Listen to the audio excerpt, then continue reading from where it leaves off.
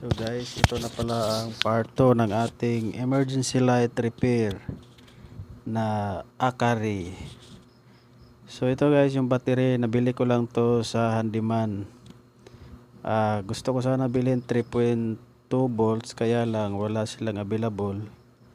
So ito na lang binili ko, 3.7 volts. So apat binili ko, yung dalawa nito lang ang gagamitin natin pampalit ng baterya ng emergency light natin. So ito kinikis-kis ko para naman dumikit ang ating soldering lead.